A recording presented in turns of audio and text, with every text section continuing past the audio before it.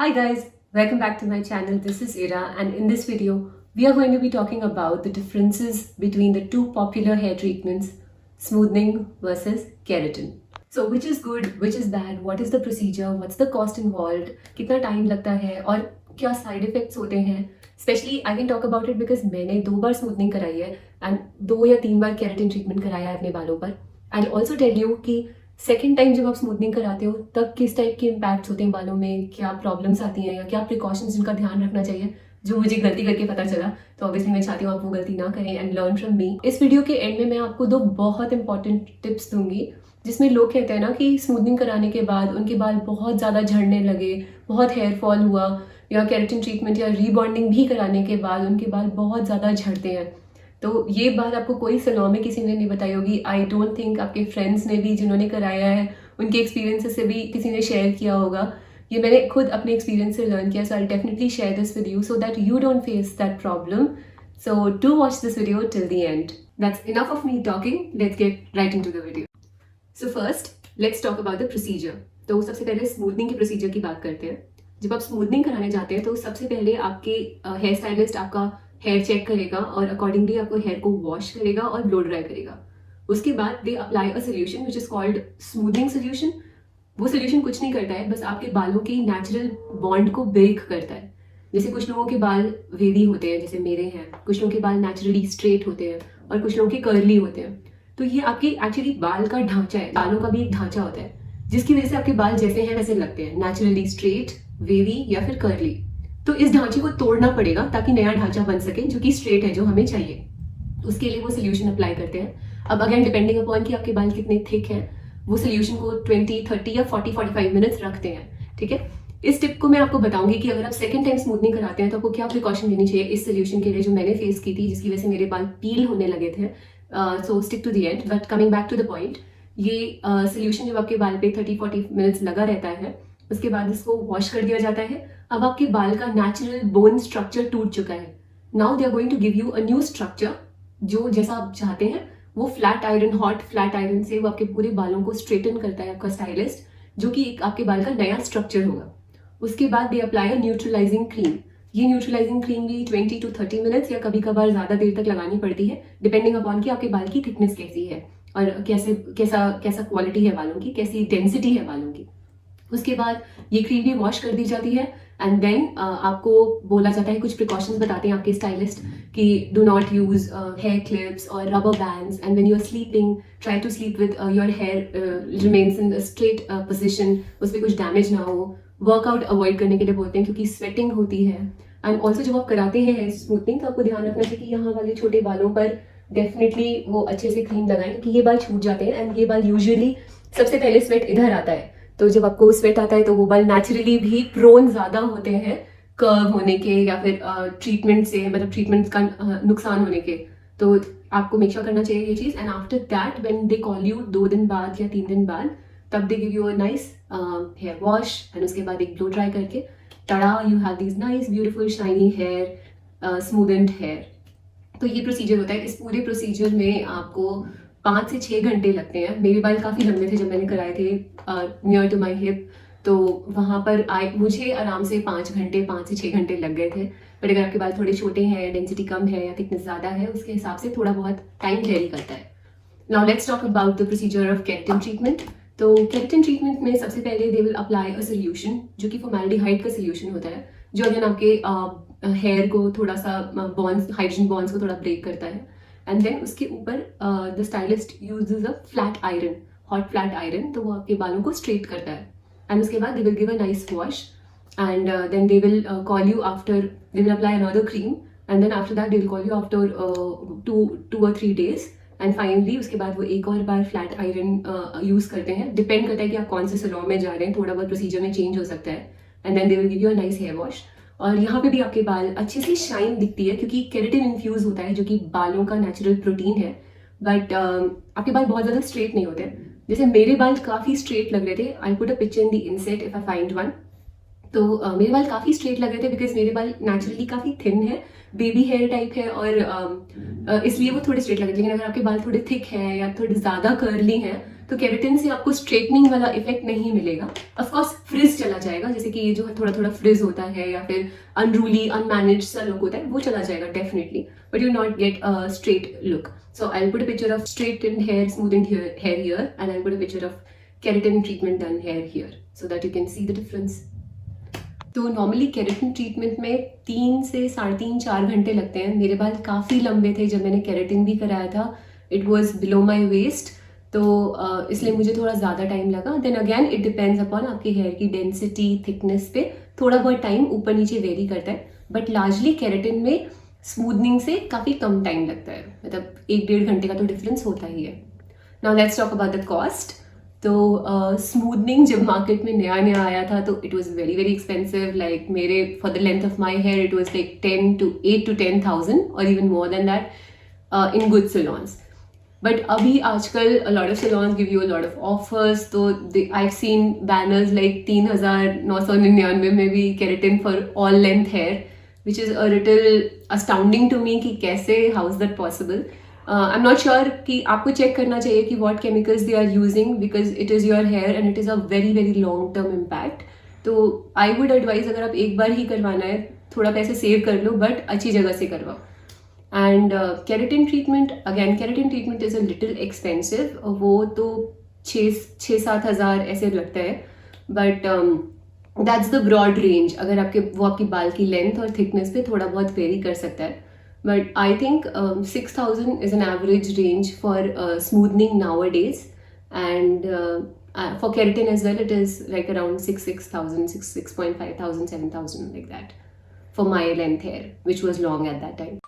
So now let's talk about the results and what the final output looks like. जब आप smoothening कराते हो बाल बहुत ही ज़्यादा अच्छे लगते हैं. You get a little celeb look जहाँ पे बाल आपके एकदम स्ट्रेट रहेंगे. फोकस स्ट्रेट नहीं होंगे, लाइक एकदम फाइन नीडल लाइक स्ट्रेट नहीं होंगे, but still they will be nice, straight, shiny. बहुत ज़्यादा शाइन आती है बालों में एंड आपको कुछ करने की जरूरत नहीं है. You just leave your hair like that and you are set. Keratin में it's not that straight, like I shared in the picture before and I'll share a few more pictures if I find. बाल straight नहीं होते but definitely shine आती है. बाल unruly नहीं लगते हैं, wavy नहीं लगते हैं. But the time the effect lasts definitely varies. तो smoothing में I would say जिन बालों पे आपने smoothing करा दी है वो वैसे ही रहेंगे. So it is permanent. Problem तब होती है जब आपके नए बाल आना शुरू होते हैं एंड इट डिपेंड्स अपॉन कि आपने जो कराया हुआ है उससे नेचुरली आपके बाल कितने डिफरेंट है. Like if your hair is very curly तो बहुत एपरेंट हो जाएगा यहाँ पर जॉइंट पे. अगर आपके बाल बहुत वेवी है मेरी तरह तो पता भी नहीं चलता जब तक बाल यहाँ तक ग्रो ना कर जाए, यहाँ तक. और अगर आपके बाल नेचुरली स्ट्रेट है first you don't need to get it done only, and if you still choose to get it done difference ही नहीं पता चलेगा. तो दैट्स द थिंग.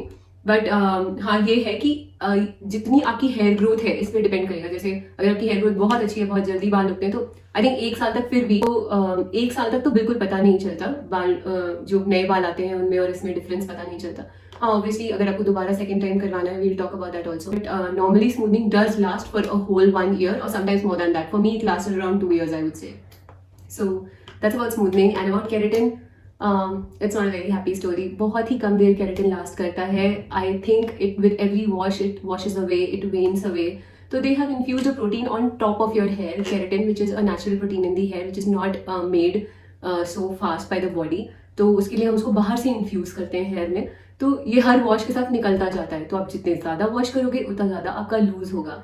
मैं वीक में 1 बार वॉश करती हूँ या 2 बार वॉश करती हूँ तो मेरे लिए थोड़ा लंबा चल सकता है. लेकिन अगर कोई हर ऑल्टरनेट डे वॉश करता है तो उनका जल्दी जा सकता है. मैक्सिमम 3 months रहता है उसका इम्पैक्ट, बट मुझे तीसरे महीने में उसका इम्पैक्ट नहीं दिखा. I think I lost it in around 1.5 और 2 महीने के अंदर ही वो इम्पैक्ट चला गया था. तो आप सोचिए कि जितना टाइम ड्यूरेशन है 2 महीने के लिए 6-7 हज़ार का cost, definitely it's expensive right. But अगर हम केमिकल्स की बात करें तो स्मूथनिंग के केमिकल्स बहुत ज़्यादा हार्श होते हैं as compare to keratin. So now let's talk about this point that which is really good and which is really bad. ये मेरा पर्सनल एक्सपीरियंस है और थोड़ा बहुत ऑब्वियसली मैंने रीड भी किया है इस पर. जो केमिकल स्मूथनिंग के हैं they are really really harsh. Keratin के केमिकल्स उतने हार्श नहीं होते, but then again they use formaldehyde in this treatment which has proven to be carcinogenic.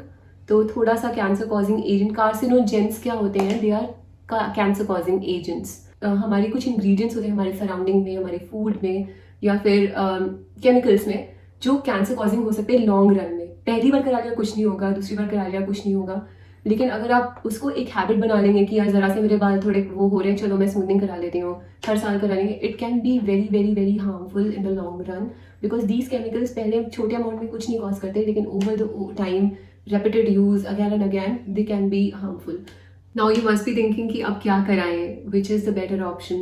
So I'll share something. मैंने खुद ये try नहीं किया है, तो you definitely have to do your own research before you do it. But मैंने पढ़ा है उसके बारे में. So there's another kind of a keratin treatment which is called the cysteine treatment.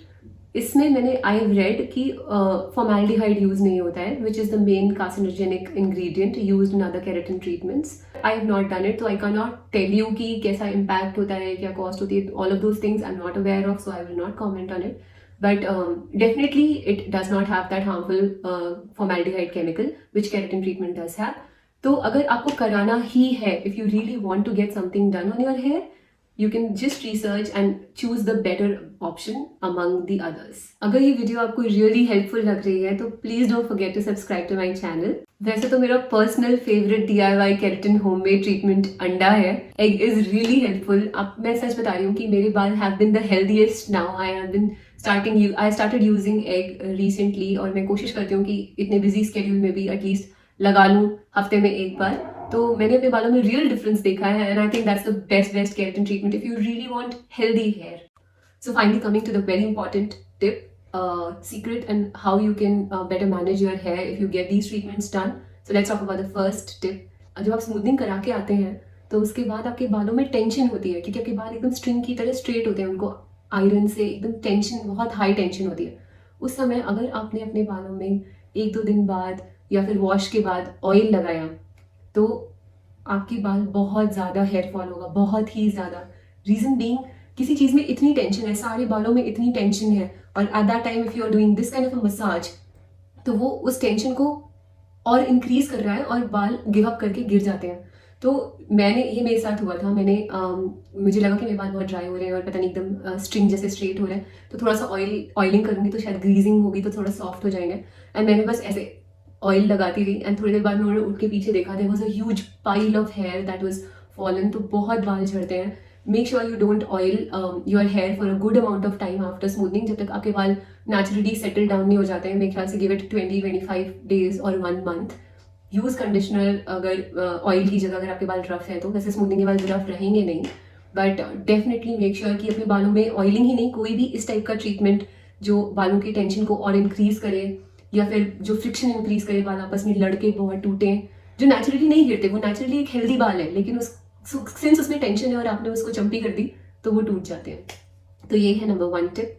And second important tip is, जब आप second time smoothening कराते हैं तो होता क्या है कि आपको बहुत ध्यान रखना पड़ेगा बताने के लिए हेयर स्टाइलिस्ट को अपने कि मेरे यहाँ तक बालों में ऑलरेडी स्मूथनिंग है, तो मेक श्योर कि ओवरलैप ना हो. जितने बाल नए आए हैं उतनों में ही स्मूथनिंग कराएं, यहाँ के बाद ना कराएं जहाँ पे ऑलरेडी स्मूथनिंग है. और अच्छा तो ये रहेगा अगर आप थोड़ा सा गैप छोड़ दें, क्योंकि जो केमिकल स्मूथनिंग का होता है वो बहुत ही हार्श होता है. एंड मेरे साथ तो ये हुआ था. Every girl in the salon was amazed to see, क्योंकि मेरे बालों में पीलिंग होने लगी थी. वो जो पहला सोल्यूशन वो लगाते हैं, जो मैंने आपको बताया, जो 30 मिनट्स के लिए लगाते हैं, they just applied it for 20 minutes and मेरे बाल पील करने लगे थे. Like if you pull it, peeling सी हो रही थी, ऊपर की स्किन निकल रही थी और बाल पील हो रहे थे. तो मेरे बाल बहुत ही सॉफ्ट बेबी हेयर है, बहुत ही थिन स्ट्रैंड्स है. हो सकता है कि अगर आपके बाल थिक हैं तो इतना ज़्यादा इम्पैक्ट ना हो, but for all the girls जिनके बाल मेरी तरह हैं, थोड़े थिन है, स्ट्रैंड्स पतले हैं, उनको तो बिल्कुल ध्यान रखना चाहिए. And even if your hair is thick, you never know, मतलब केमिकल्स तो हार्श होते हैं, things differ body to body, hair type to hair type, but then still this is one thing that you definitely have to take care. क्योंकि जब आपके बाल पील होने लगेंगे ना, तो फिर उसमें कुछ भी नहीं दिखेगा. It's very harmful. You never no कि सारे बाल ही टूट जाए वहाँ से. इट्स लाइक ऐसा लगता है कि बाल मेल्ट हो रहे हैं, तो क्योंकि वो धुआं सा निकलता है बालों में जब वो आयरन करते हैं, तो वो और फर्दर उसको डैमेज करता है. तो डेफिनेटली मेक श्योर कि आप जब सेकंड टाइम स्मूथनिंग कराएं तो बहुत स्पेस हो. ये तो चलिए कॉमन सी बात हो गई. केमिकल जो लगता है आपका, अगर आप सेकंड टाइम स्मूथनिंग करवा रहे हैं, उसको कम देर तक लगवाएं. कोशिश करें कि उसे, अगर आपको वो बोल रहे हैं कि 40 मिनट्स लगाना है तो आप 30 मिनट्स या 20 मिनट्स, 25 मिनट्स ऐसे लगवाएं. Definitely discuss this with your stylist. They are the best experts because they have seen your hair physically, personally. but this is just my experience, so I hope you take something good from this. So that's all about it, and that's my experience. If you like this video, do subscribe to my channel. Until the next time, bye bye, take care.